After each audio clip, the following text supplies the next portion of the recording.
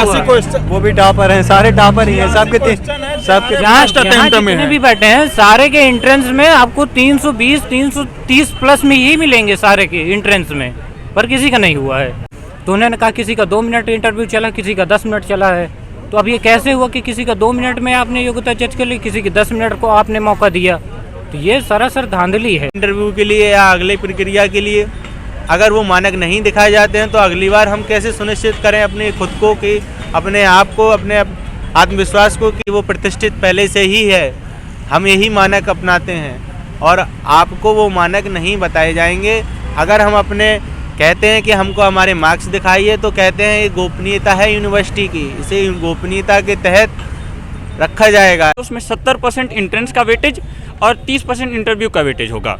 लेकिन दिल्ली विश्वविद्यालय का हिंदी विभाग बार बार इसे परंपरा का नाम देते हुए कि आज से पहले भी ऐसा होता आया है और हमारे हाथ में कुछ नहीं है। मैं स्तर के रहे हूँ, हमेशा हमने टॉप 5 के अंदर ही जगह बनाई है, उसके बावजूद भी चयन प्रक्रिया में मेरा चयन न होना कहीं ना कहीं दुख दे रहा है। सर बच्चों के साथ खिलवाड़ है, बच्चों के भविष्य के साथ खिलवाड़ है, देश के साथ खिलवाड़ है। कई बच्चे ऐसे हैं जिनका 5-5, 6-6 साल से नहीं हुआ है और वो उनका JRF कोलैप्स हो गया है। वो इतने हताश निराश हो चुके हैं कि वो अपनी ज़िंदगी अब ख़त्म कर लेना चाहते हैं। मेरा मानना है कि CUET टॉपर्स हैं और JRF वाले हैं, जो 40 स्टूडेंट रहे हैं उनमें से 1 या 2 व्यक्ति हुए हैं, उनकी पूरी इंक्वायरी हो। और नमस्ते दोस्तों, मैं हूं शिवम दिवाकर और आपके लिए मुखर्जी नगर के सबसे ज़्यादा वीडियो बनाए हैं। आप लोगों ने देश भर से बहुत ज़्यादा प्यार दिया, लेकिन अभी हम मुखर्जी नगर में नहीं हैं, दिल्ली विश्वविद्यालय के आर्ट फैकल्टी के गेट पर हैं और हमारे साथ में कुछ दोस्त मौजूद हैं। 22 फरवरी को दिल्ली विश्वविद्यालय के हिंदी विभाग ने जो PhD का रिजल्ट की सूची तो जारी की है, उससे इसमें जो दोस्त बैठे हैं कुछ नाराज़ हैं और दिल्ली विश्वविद्यालय हमारे देश में वो विश्वविद्यालय है जो हमेशा चर्चाओं में बना रहता है अपनी किसी न किसी वजह की वजह से। लाखों छात्र व छात्राओं को सपना होता है यहाँ पे पढ़ने के लिए तरसते हैं। आज कुछ छात्र हमारे साथ में मौजूद हैं और कुछ दिनों से ऐसी खबरें भी चल रही हैं कि दिल्ली विश्वविद्यालय में PhD में जो छात्र प्रवेश लेना चाहते हैं उनके साथ में घोटाला हो रहा है, और क्या वो बात सच है और ये लोग क्यों नाराज़ हैं, वहीं इनसे जानेंगे। यहाँ पे कुछ दोस्त हैं। सबसे पहले मैं आपसे जानना चाहूँगा, क्या नाम है आपका? मेरा नाम है कुश राजपूत। मैं दिल्ली विश्वविद्यालय से MA किया हूँ और मैं यहाँ की जो प्रवेश प्रक्रिया PhD की है उसमें इंटरव्यू दिया हुआ था। तो जो इंटरव्यू को लेके क्या हुआ है कि जो अपारदर्शिता देखी गई है कि उसमें लगता है कि लिस्ट को देखने पे कि इसमें धांधली हुई है, कि जिसमें कुछ मानक होते हैं और जो मार्क्स को लेके विडम्बना देखी गई है कि उसमें जो मार्क्स की पारदर्शिता नहीं दिखाई गई। बहुत सारी छात्र व छात्राओं को कहना ये है कि जो 20 बहुत ही अच्छे छात्र थे, पढ़ने में टॉपर्स थे, उनको यहाँ पे जगह नहीं मिली या प्रवेश नहीं मिला है, तो इसीलिए नाराज है। नेट JRF 70-30 का मानक होता है जो 2022 का गैजेट पास हुआ है, उसको यूनिवर्सिटी के कुछ कॉलेजों ने ही माना, डिपार्टमेंट्स ने माना है। बाकी कुछ डिपार्टमेंट और उसमें हिंदी डिपार्टमेंट भी है जिसने इस मानक को फॉलो नहीं किया हुआ है। 70-30 को वरीयता नहीं दी गई है। उन्होंने इंटरव्यू में पूरा का पूरा 100 नंबर का इंटरव्यू रखा और उसको ही वरीयता दी, ना आपके CUET स्कोर को, जो कि चाहे आपका 90+ हो या आपका JRF नेट, इस सब चीज़ों को लेके कोई वरीयता नहीं दी गई है, ना इसका कोई मानक रखा गया है। सिर्फ जो मानक उन DRC मीटिंग ने तय किया कि सिर्फ 100 नंबर का ही इंटरव्यू होगा, उसी को मानक के रूप में अपनाया। CUET जैसे एग्ज़ाम का कोई यहाँ पे महत्व बिल्कुल भी नहीं है। नहीं, दिल्ली विश्वविद्यालय ने 230 सीटों पे हिंदी विभाग ने नोटिस निकाला।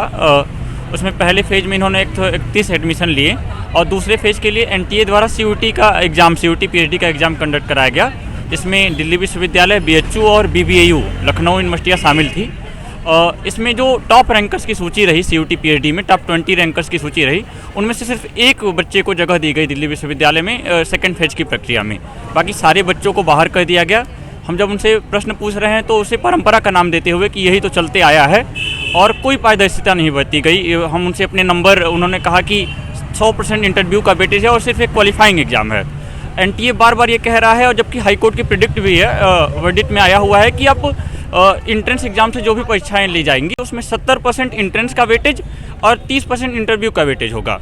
लेकिन दिल्ली विश्वविद्यालय का हिंदी विभाग बार बार इसे परंपरा का नाम देते हुए कि आज से पहले भी ऐसा होता आया है और हमारे हाथ में कुछ नहीं है। विश्वविद्यालय की गाइडलाइन रही और हम उसी हिसाब से फॉलो कर रहे हैं। तो वो टॉप के लड़के जो ये सोच के आ रहे हैं कि हम एंट्रेंस में टॉप करके यहाँ आ जाएंगे, उन्हें कोई तो पैमाना दिया जाए, कोई मानक दिए जाए। ये मेनली प्रश्न है हमारा। इसके अलावा और बहुत से प्रश्न जो हम देख पा रहे हैं कि जिन 88 बच्चों के एडमिशन हुए, अब उनका कोई जवाब नहीं दिया जा रहा। उनमें से 240 नंबर ला करके 400 में लड़का रैंक 1 पे आ जा रहे हैं और 356 नंबर ला करके 368 नंबर ला करके पूरी तरह से बाहर कर दिए जा रहे हैं। अच्छा, कुछ लोगों का ये भी कहना था कि अगर आप किसी बड़े नेता से अगर कॉल करा देते हैं तो आपका एडमिशन हो जाता है, लेकिन जो इस तरीके से एग्ज़ाम क्वालिफाई करके आ रहा है उनका नहीं हो रहा है। इस पर आपका क्या मानना है? मैं पूरी तरह से तो नहीं जानता कि क्या हो। यही हिंदी इसी चीज़ को परंपरा के रूप में स्थापित किया हुआ है कि आप किसी के सोर्स के थ्रू आए या फिर हमारी जो परंपरा चली आई है हम उसी ढर्रे पे जीते आएंगे और उसी ढर्रे पे हम एडमिशन करते जाएंगे। अगर हम मानक की बात करते हैं या हम और किसी ऑर्डिनेंस की बात करते हैं, चाहे वो यूजीसी का ऑर्डिनेंस हो चाहे किसी हाई कोर्ट का ऑर्डिनेंस हो, उन सब की बात करते हैं तो हमको एक परंपरा का रूप दे दिया जाता है कि वो प्रतिष्ठित पहले से ही है, हम यही मानक अपनाते हैं और आपको वो मानक नहीं बताए जाएंगे। अगर हम अपने कहते हैं कि हमको हमारे मार्क्स दिखाइए तो कहते हैं ये गोपनीयता है यूनिवर्सिटी की, इसे गोपनीयता के तहत रखा जाएगा, इसे आपको हम पब्लिश नहीं कर सकते हैं। क्या हम छात्रों का इतना अधिकार नहीं है कि हम अपने मार्क्स देख सकें? अगर हम 2 नंबर या 5 नंबर 10 नंबर से विफल रहे हैं तो क्या हमें उनका अधिकार नहीं है कि हमारी कितनी कमी रही है? तभी हम उन चीज़ों में सुधार करके आगे बढ़ेंगे अगले इंटरव्यू के लिए या अगले प्रक्रिया के लिए। अगर वो मानक नहीं दिखाए जाते हैं तो अगली बार हम कैसे सुनिश्चित करें अपने खुद को कि अपने आप को, अपने आत्मविश्वास को कि वही चीज़ हम अगले फेज में पार कर जाएंगे। आप क्या कहना चाहेंगे इस पे कि जो मैंने सवाल पूछा था, कई छात्रों का ये कहना था कि अगर कोई बड़े मंत्री, विधायक, सांसद से कॉल करा देता है तो उसका तो हो जाता है, लेकिन जो एग्ज़ाम क्वालिफाई करके आ रहा है CUT जैसा, उसका कुछ नहीं होता। जी 88 के 88 एडमिशन लगभग इसी प्रक्रिया के थ्रू हुए हैं। कोई भी अगर कहीं से भी प्रतिभा मेधा को वरीयता दी जाती तो CUT PhD के उन टॉप स्कोरर्स को महत्व दिया जाता जो टॉप 20 रैंक में हैं और ये उनसे आगे भी 80 से 90 प्रश्न सही करके आए हैं। जो बच्चा 50 प्रश्न सही कर रहा है, जिसका नेट JRF क्वालिफाई नहीं है, कुछ भी नहीं है, उसे आप वरीयता क्रम में पहले नंबर पे रख रहे हो और उन बच्चों को बाहर कर दे रहे हो, तो हम क्या माने? हम यही मान के चलेंगे कि फिर कहीं से बड़े फ़ोन कॉल्स आ रहे हैं सत्ता समर्थित संगठनों के और अन्य चीज़ों के। सारे छात्रों का ये भी कहना है कि बिल्कुल सरासर अन्याय हो रहा है दिन दहाड़े। हाँ, बिल्कुल अन्याय हो रहा है, क्योंकि जो लोग यहाँ से दूर दूर से लोग पढ़ने आते हैं और सोचते हैं कि हम उच्च शिक्षा में अच्छा करेंगे और असिस्टेंट प्रोफेसर बनेंगे, लेकिन जब यहाँ PhD एडमिशन होने में इतनी ज़्यादा दिक्कत हो रही है तो आगे कैसे हम लोग आगे क्या कर सकते हैं, कैसे बन सकते हैं असिस्टेंट प्रोफेसर? ये बहुत मुश्किल बात है। आप लोगों की उम्मीदें और सपना टूटने लगा है अभी से ही। बिल्कुल, उम्मीदें क्या, पूरी उम्मीदें ही टूट गई। आप देखिए चयन प्रक्रिया किस प्रकार हुई है। अगर आपको इंटरव्यू के बेस पे ही लेना तो आप CUT मत कराइए, आप एंट्रेंस एग्जाम मत कराइए। अगर आपको वरीयता नहीं देनी है तो आप क्यों करा रहे हैं CUT? आपको अगर इंटरव्यू की वरीयता देनी है, आप देखेंगे पूरी तरह से ये धांधली है। UGC की साफ गाइडलाइन। एक मिनट में अभी आपके पास आऊँगा, आप बताइए। UGC की साफ गाइडलाइन है जब कि आप 70-30 दे सकते हैं, लेकिन ये हालांकि ये है कि आप अपने हिसाब से मानक तय कर सकते हैं, तो आप पूरा का पूरा 100% आप इंटरव्यू की वरीयता कैसे दे सकते हैं? अब जब इंटरव्यू की बात हुई तो किसी का 2 मिनट इंटरव्यू चला, आप 2 मिनट के इंटरव्यू में आप कैसे किसी की योग्यता जज कर सकते हैं? जब हमने ये बात विभागाध्यक्ष कुमुद जी से बात करी तो उन्होंने कहा किसी का 2 मिनट इंटरव्यू चला, किसी का 10 मिनट चला है। तो अब ये कैसे हुआ कि किसी का 2 मिनट में आपने योग्यता जज कर ली, किसी की 10 मिनट को आपने मौका दिया? तो ये सरासर धांधली है और ये चयन प्रक्रिया में बहुत कमियां हैं और पारदर्शिता नाम की तो कोई चीज़ नहीं है इसमें। आप क्या कहना चाहेंगे दोस्त? बहुत सारे दोस्त ये भी कह रहे हैं कि अगर CUT जैसे एग्जाम का कोई महत्व ही नहीं है तो कराना ही छोड़ देना चाहिए, टाइम भी बचेगा, इंटरव्यू पर ही सभी आधारित है। ऐसे तो बहुत सारे छात्र बाहर होते जाएंगे आपकी तरह। बिल्कुल मेरे भी यही सवाल है। नहीं, आप देखें अगर टॉप 40 हैं जो CUT में, उनमें से केवल 2-3 बच्चों का चयन हो रहा है, जबकि वो उनके पास JRF है, वो नेट क्वालिफाइड है, वो गोल्ड, यहाँ तक कि गोल्ड मेडलिस्ट भी रहे हैं अपने ग्रेजुएशन पोस्ट ग्रेजुएशन में, फिर भी उनका चयन नहीं हो रहा है। तो मतलब कमियां कहाँ हो रही हैं? आप प्रक्रिया में कोई ना कोई कमी है। आप 100% इंटरव्यू को वेटेज दे रहे हैं तो ये कैसे हो रहा है? तो कमियां तो हैं ही कि आपके गोल्ड मेडलिस्ट नहीं हो रहे हैं, CUT में टॉपर्स के नहीं हो रहे हैं, JRF में जो अच्छे मार्क्स ला रहे हैं उनके नहीं हो रहे हैं, तो आप किसका कर रहे हैं? और जो 88 बच्चों का चयन हुआ है, अगर आप उनमें देखेंगे तो किसी के पास नेट नहीं है, क्वालिफाइड नहीं, केवल CUET में। और CUET में जिनके 50 क्वेश्चन सही हैं या 200 नंबर हैं उनका नहीं हो रहा, और जिनके CUET में 300 350 नंबर है उनका नहीं हो रहा है, और जिनके 250 नंबर है उनका हो गया है। तो ये चयन प्रक्रिया में बहुत धांधली हैं और ये कोई स्वीकार करने को तैयार नहीं है। कई ऐसे लोगों का भी हुआ है जिनके पास नेट JRF भी नहीं है और उनके नंबर भी 200 220 से ज़्यादा नहीं है और उनका भी एडमिशन हुआ है। और जो ऐसे हैं जिनके 350 400 360 नंबर हैं और उसके नेट JRF भी है फर्स्ट अटेम्प्ट में, गोल्ड मेडलिस्ट, उनका नहीं हो रहा। तो अब ये धांधली गर्दी लगता है ना, पारदर्शिता तो जीरो भी है इसमें। आप कुछ कहना चाह रहे थे? हाँ, तो मैं कहना चाह रहा था कि जो प्रक्रिया ये कहते हैं कि मैं यूनिवर्सिटी के सारे गाइडलाइंस को फॉलो किया हूँ, तो मैं खुद उसमें देखा हूँ कि कई जगह यूनिवर्सिटी की गाइडलाइंस फॉलो नहीं है। जो इस चीज़ को कहते हैं कि गाइडलाइंस फॉलो की गई है, ये 2016 का जो गैजेट पास हुआ था UGC का, उसको फॉलो कर रहे हैं। उसके बावजूद 2022 में एक नया गैजेट आया हुआ है UGC का कि अगर आप ये नेट के थ्रू जा रहे हैं या फिर आप किसी भी एग्ज़ाम प्रक्रिया से जा रहे हैं, एंट्रेंस के थ्रू जा रहे हैं, तो उसमें भी आप 70-30 का मानक है, बशर्ते लिखा हुआ है ये चीज़ उसमें बाकायदा PhD प्रक्रिया में। और गैजेट में 2022 का गैजेट है UGC का, और इसमें ये बात लिखी हुई है कि जो आप 70-30 के थ्रू जा रहे हैं तो चाहे 70 में आपका जो स्कोर रहा है अभी तक का BA MA PhD का उसका JRF का, तो उसको वरीयता मिलती है।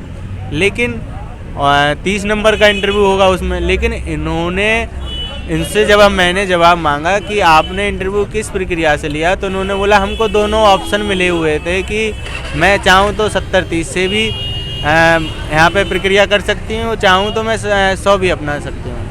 तो इन्होंने 100 को क्यों चुना है जब वो कि छात्र हित में नहीं है? UGC ने 70-30 इसलिए लाया है कि बच्चों के साथ अनियमितता ना हो, अपारदर्शिता ना हो, तो उसको किन लोगों ने क्यों अपनाया? हाईकोर्ट का वर्डिक्ट भी है कि 100% आप इंटरव्यू पे नहीं फोकस कर सकते हो, अगर आपको 70-30 का करना है।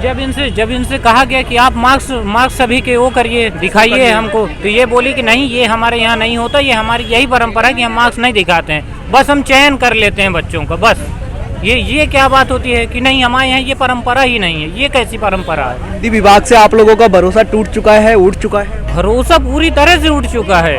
आप कैसे देखेंगे कि अगर मेधावियों को नहीं हो रहा है, जो टॉपर है एंट्रेंस में, जो JRF में अच्छे मार्क्स हैं, उनका नहीं हो रहा है, तो आपकी फिर किसका होगा? अच्छा, ये टॉपर हैं क्या ये दोस्त? हाँ, ये भी टॉपर है। ये देख सकते हैं आप, टॉपर हैं, इनका भी नहीं हुआ। नहीं, नहीं 86 क्वेश्चन, वो भी टॉपर हैं, सारे टॉपर ही हैं, सबके यहाँ जितने भी बैठे हैं सारे के एंट्रेंस में आपको 320 330 प्लस में ही मिलेंगे सारे के एंट्रेंस में, पर किसी का नहीं हुआ है। ये बड़े दुख की बात है कि ऐसा यहाँ पे चल रहा है। कॉलेज के अंदर भी पूरी राजनीति की तरह माहौल बन गया है क्या? पूरी राजनीति ही हो रही है। अब इसमें क्या होगा कि अगर लोगों ने अच्छा भी क्या शिकायत की है, कहाँ की? मैं ये कहना चाहूँगा कि अगर हम आज लड़ रहे हैं या आवाज़ उठा रहे हैं, तो उस आवाज़ को कहीं ना कहीं किसी भी राजनीतिक तरीके से दबाने का प्रयास भी होगा, और हो भी रहा है, शायद वो राजनीतिक प्रयास होंगे। दूसरी चीज़, मैं जिन छात्रों से जो भारत के किसी भी कोने से हैं, इस प्रक्रिया से लड़ रहे हैं, उन सब छात्रों से आह्वान करता हूं कि भाई, अगर आप मेरे साथ अगर इस प्रक्रिया में लड़ाई में खड़े होंगे तभी कुछ न्याय मिलेगा, वरना इस जो परंपरा हिंदी विभाग या किसी भी अन्य विश्वविद्यालय में बनी हुई है, उसी प्रक्रिया में हम लोग ढहते रहेंगे। और वो दोनों लोग टॉपर हैं। लगातार जिस परंपरा का नाम दिया जा रहा है, मैं कहीं से उसे परंपरा नहीं मानता। जो छात्रों के साथ अन्याय हो रहा है उसे रूढ़ कहिए, वो कोढ़ हो चुका है, वो व्यवस्था पूरी कैंसर का रूप धारण कर चुकी है और लगातार वो अच्छे बच्चों के नुकसान कराते आ रही है। तो परंपरा के आप लोग शिकार होते जा रहे हैं। जी, और आगे आने वाली पीढ़ियाँ भी होंगी अगर हम आज आवाज़ नहीं उठा रहे हैं। आज से हमारे पहले अगर आवाज़ उठी होती तो आराम से जो टॉप रैंकर्स के लड़के हुए उनका एडमिशन हुआ होता। इनके 344 नंबर रहे, ये लगभग चौथी रैंक पे रहे CUET PhD में देश भर में। भी नहीं हुआ। और इनका जी, मैं CUET PhD एंट्रेंस का चौथी रैंकर रहा और मेरे 344 मार्क्स रहे CUET PhD थ्रू, और मेरा JRF भी रहा। और इसके पहले भी जो एंट्रेंस एग्ज़ाम रहे हैं, चाहे वो MA स्तर के रहे हों, हमेशा हमने टॉप 5 के अंदर ही जगह बनाई है। उसके बावजूद भी चयन प्रक्रिया में मेरा चयन ना होना कहीं ना कहीं दुख दे रहा है, और यह कहीं ना कहीं एक मानसिक प्रभाव भी छोड़ रहा है कि अब इतनी पढ़ने के बावजूद कोई बच्चा अगर लगातार 6 महीने पढ़ाई करता है, उसके बाद वो परीक्षाओं पे आस लगाता है कि मैं टॉप कर रहा हूँ, और उसके बाद भी अगर चयन प्रक्रिया में उसका चयन ना होना कहीं ना कहीं दुखद होता है और आप देख भी रहे हैं कि उस मानसिक स्थिति से मैं गुजर भी रहा हूँ इस टाइम पे, तो वो कहीं ना कहीं मतलब प्रभाव डाल रहा है। और मैं जो प्रशासन है या फिर जो वीसी वगैरह उनसे भी मैं गुजारिश करूँगा कि इस प्रक्रिया को लेकर के वो मतलब देखें और जांच करें। आप में से कोई दोस्त और कुछ कहना चाहता है? अब तक आपने कहाँ कहाँ शिकायत की है इस मामले पे? मैंने शिकायत सबसे पहले एचओडी से ही सवाल रखा है कि एचओडी इस चीज़ को लेके हमारे मार्क्स दिखाएं, तो उन्होंने इसमें संज्ञान नहीं लिया। उसके बाद हम लोगों ने डीन वेलफेयर डीन के पास गया, तो उनके पास ये मुद्दा रखा है। बीसी सर तो मिले नहीं, तो बस मैंने इन्हीं लोगों के पास अपना सवाल रखा है। और मैं माननीय धर्मेंद्र प्रधान जी से भी आग्रह करना चाहूँगा कि वो इस मामले को किसी भी तरीके से संज्ञान में लें। ऐसी प्रक्रियाएं अगर होती रहीं तो भारत का भविष्य खंडर में ही नज़र आएगा। मेरा मानना है कि सीयूईटी टॉपर्स हैं और जेआरएफ वाले हैं, जो 40 स्टूडेंट रहे हैं उनमें से 1 या 2 व्यक्ति हुए हैं, उनकी पूरी इंक्वायरी हो और फिर से इसकी पूरी प्रक्रिया फिर से हो और दोबारा रिजल्ट आए, ऐसा मेरा मानना है। और ये मीडिया संज्ञान में ले इसको ज़्यादा से ज़्यादा। सर बच्चों के साथ खिलवाड़ है, बच्चों के भविष्य के साथ खिलवाड़ है, देश के साथ खिलवाड़ है।